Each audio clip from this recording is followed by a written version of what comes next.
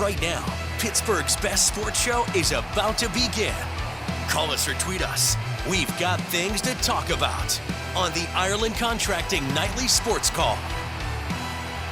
All right, Josh, thanks very much. Good evening, everyone, and welcome inside the Fan Cave. Bob Pompeani here. Andrew Fillipponi is up at 93.7 The Fan. I'm kind of pumped up tonight, Andrew, because I really have believed in this Penguin team all year. And every time they get knocked down, they step right up, go back to the 6-game or the 6-point streak when they didn't have Malkin throughout that trip out west, no Crosby, and all of a sudden they pull in 6 out of 10 points. Just recently, they lost by 4 goals to Carolina, then by Dallas. And what they do, they go to Ottawa, and I thought they were the better team. They win that game. And now tonight, against another team that was ahead of them, the Islanders, and the Penguins took it to them tonight, game tomorrow against Detroit. But Andrew, this is a team that has done a lot of good things when most people thought, man, they're going to go backwards. They're going to lose it. They still have a long way to go to get into this playoffs, 8 games left. But that's a great sign to see what they did and drove Ilya Sorokin, a very good netminder, out of the game. Yeah, I mean, they probably cost him the Vezina Trophy with the way they just pounded him tonight. A game that the Islanders, clearly felt like they should win at home. The Penguins, I think the schedule gets much easier once this week is over. And this game, I thought, was a tipping point game as far as how these two teams would compare and contrast over the final 2 weeks of the season. Now you feel like you're ahead of the Islanders. You are. You've also got a game in hand on them. You just beat them head-to-head and you blitzed them. You blew them out. So to me, those are all very good signs for this team, both closing out the season, getting a playoff spot, and then how it sets up for a potential playoff matchup with the Islanders if it comes to that.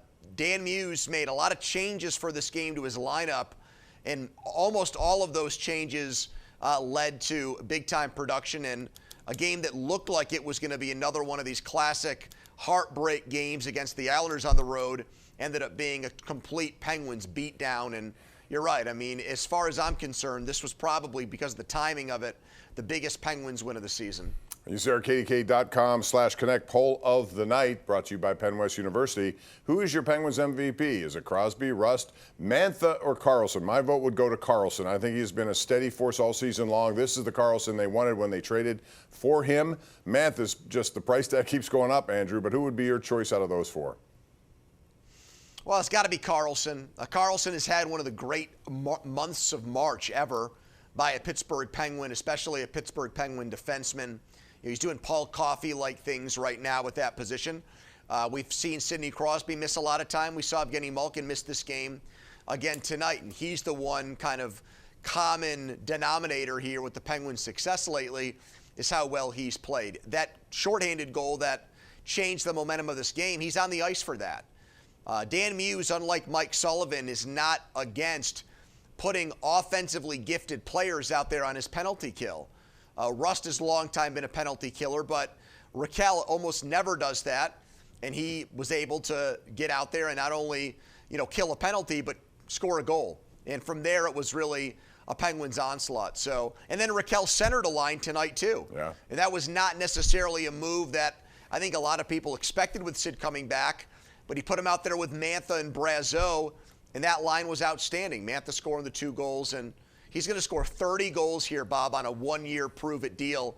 And he's made himself a lot of money this summer with the way he's performed this year. And that's one of the questions I want to throw out to people. How much do you think it'll cost? And has he priced himself out of Pittsburgh? Or would you give him longer term, given the fact he was making $2.5 million base this year plus $2 million in incentives? We'll get into that, by the way. A little side note to this. I thought Soderblom had a big game. And the Islanders needed something to do in that third period. And they came right out, and their big boy, Scott Mayfield, goes after him, and he lost that fight in my view, and I think that was another good thing for the Pittsburgh Penguins. We've got to take a break. We'll talk on the other side of this about the team that didn't do so well tonight, the Pittsburgh Pirates in Cincinnati. They get shut out, waste another good pitching performance. It's all coming up. Want to hear from you. 412-575-2600. This is the Ireland Contracting Nightly Sports Call. We're live on KDKA Plus and 93.7 The Fan.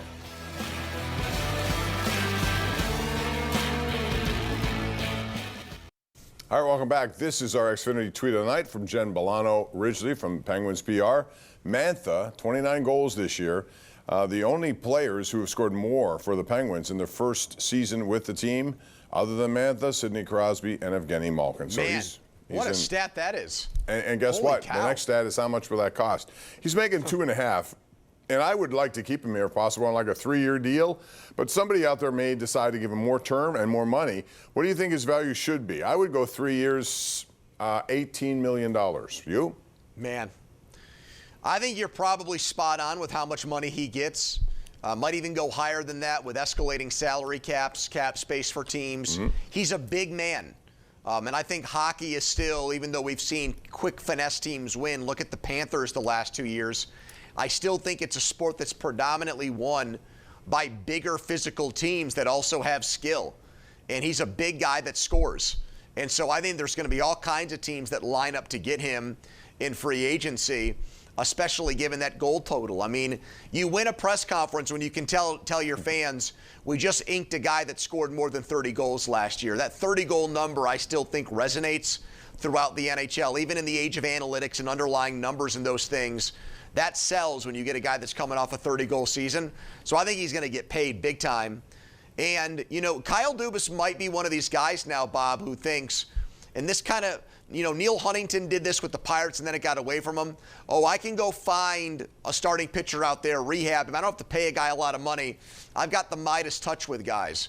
You got to be careful with that. Yeah. So we'll see which way they go. But you're right. I think Anthony Mantha is going to make $6 million plus this offseason. And me personally, I would probably not. Look, they've got cap space, but they've also got a lot of great young players, it looks like, coming through their pipeline. I probably would not give him that contract, Bob. Yeah, we'll see how that goes. It's going to be an interesting one of the things to follow. And you got to give FSG their flowers here, to use that expression, because they were willing to bring in Kyle Dubas. He got ushered out of Toronto. Tonight, Toronto fired their general manager again. They have all sorts of problems. And then they hired Dan Muse. And a lot of people didn't know who Dan Muse was, but now I think everyone does. All right, before I get your opinion, I want to go to the lines because we have some people who want to do it, but I'm sure they're going to bring on these issues and then you could respond. David in Zelienople is our number one Cochrane Go One Better caller of the night. So, David, go right ahead. Two things, guys. Triola batted fifth yesterday and sixth today. And first 2 days ago. I thought they wanted power in the lineup. The other thing I have is, why did Puerto Rico have a team in the World Baseball? Well, we won't get into that tonight. But Triola's a story only because we know he's a light hitter. Connor Griffin, and I put this tweet out, Andrew, and just because I think it's an accurate assessment of how things are. Ben Kindle's 18. He was not a top 10 pick. There was no reason to expect that he could be in the lineup, and most people in previous administrations would have not given him the chance. Dan Muse did. They trusted him. They saw his maturity. It's a different sport, I know, but why wouldn't the Pirates trust Connor Griffin, knowing that they've been challenged offensively for the last 3 years? Well, I think it was because he did not dominate at AAA, okay, or not AAA, excuse me, in spring training. So because he had very low batting average, you know, he himself, we talked to him on Friday. We went and visited with him. Yeah, I you talked did to a him nice for about job with a half that. hour. Mm-hmm. And, you know, he said it himself. He did not feel like he closed spring training on a very high note. Now, he also said he thought he was ready, you know, and was a little bit disappointed by the news that he got sent down. But, you know, I detected no level of discontent or unhappiness or anger towards that decision whatsoever when we talked to him. It's just because he hadn't played at AAA and he's so young.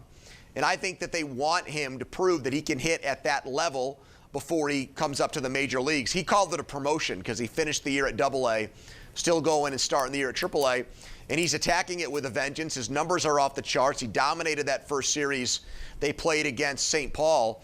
The news, the thing I kept hearing, Bob, when I was there, was that the expectation would be the end of May. And that just seems like... No. That's Here's why, Andrew. That's this is way a team too far away. That has looked at full stop playoffs. I've heard that a lot. Okay, if that's the case, you're supposed to bring your best players up. And if you think Triolo is going to be better than him, I think their left side of the infield's better with Connor Griffin at short and then Triolo at third for this moment. You know, I'm sorry. If you're really in it to win it, and you're not going to waste games like you did last year when they started 12 and 26 in April. They can't dig holes. I agree. I think one of the moves that, you know, I'm going to look back on, and if they don't make the playoffs and their offense is anemic, you know, this guy the White Sox picked up from Japan hit 3 home runs in that opening series against the Brewers. He signed 2 years, $34 million. I mean, that's an affordable deal for the Pirates. That's not out of their price range. Right. And he's playing first base for them, but he's a third baseman by trade. And you have that guy at third base with Connor Griffin coming up. All of a sudden, you've got a really good offensive infield. Mm-hmm. And instead, you signed Marcell Ozuna. Now, I liked that signing at the time, Bob, but look, there are questions about him because of how he struggled compared to previous years in Atlanta last year. So, question marks through 4 games offensively for the Pirates, but you're right. I mean, if Triolo's hitting like this, the shouts and screams for Connor Griffin are only going to get louder. Matt in Butler joins us right now on line number 4. Hello, Matt. How are you? Hey, guys. How are you? Good. What's up? Hey, for the Penguins, I mean, unbelievable season. I mean, they've got a tough game here tomorrow against Detroit, who's going to be scrapping. And Philadelphia's back in the hunt, too, Yes. which is unbelievable out there. I can't believe that coach has turned that team around the way he has. Just a comment, coaching for the hockey team has made all the difference. Is coaching part of the issue for the baseball team? Well, I think it's too early to say that about Don Kelly. I'm not going to go there yet. They have a lot to do and a lot of other concerns. But as far as the difference Dan Muse has made, and the nice thing about that hire was it came out of nowhere. Not many people thought, because this is a league where they recycle products. We saw that in Vegas yesterday. Bruce Cassidy has a stellar resume, and yet they're in the playoff hunt, and they fire him. They're trying to ignite a fire there. I get it. So Tortorella comes in. And you see recycled all the time. Washington didn't do it last year. They benefited, and I think the Penguins are benefiting from some new blood. And whatever he's doing, they're buying what he's selling. Yeah, I thought when DeBoer got fired by Dallas late in the year that he was going to be somebody that, maybe the Penguins should have talked to, given his successful run as a coach. But he would have been another one of those recycled guys. You got to they were stale, the Penguins, with Mike Sullivan not making the playoffs the last 3 years. And they took it in a whole different direction. And that was a bold move. But he's brought, I think, some outside-the-box ways of doing things. I'm not talking about anything systematically that is going to go over anybody's heads. I mean, they stuck with Kindle. They play an 18-year-old. He's way more willing, I think, to play all 4 lines and trust the guys on his bottom pair on defense and his bottom line to perform. And Achari's had a big year bouncing back from injury. Connor Dewar, Blake Lizotte, when he's healthy, has been good. Now we're talking about what Soderblom was able to do in this game tonight. And he was nothing in Detroit before that trade got made. And I think that has to do with the coach trusting those guys to go out there and perform. I don't think that would have happened if Mike Sullivan were still here as Penguins head coach. I agree with that. And the acquisition of Chinnikov and the way he's fit in and how he's filled in. And during this part of the season, there was a time when I thought Ben Kindle might be sent down or something because he had gone through a lot of games without a goal. He stuck with him. He played him shorthanded. He did a lot of things. I think the trust level is very good there, and we're due for a break. We'll take it, come back with more right here on the Ireland Contracting Nightly Sports Call. Don't go away.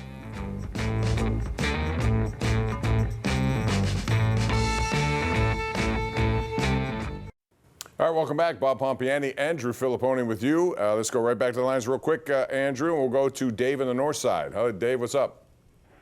I think Jim Rutherford and Craig Patrick couldn't do this team. No. Because First of all, those guys were responsible for Stanley Cups. Don't get carried away yet. Andrew, tomorrow night, Detroit's in town. They're a playoff-seeking team. Sidney Crosby, Josh Yohe just put out a tweet, which I think is a good one. He's 2 away from surpassing Steve Yzerman, who was his idol on the all-time scoring list, and Detroit happens to be in town. Kind of a nice sub-story. Yeah, and Detroit, I think, is going to have a situation where they're in a back-to-back too. The first leg is here, and then they got to play on Wednesday. There's a lot of games in a congested period of time for everybody across the NHL. And Detroit's trying to end their playoff drought.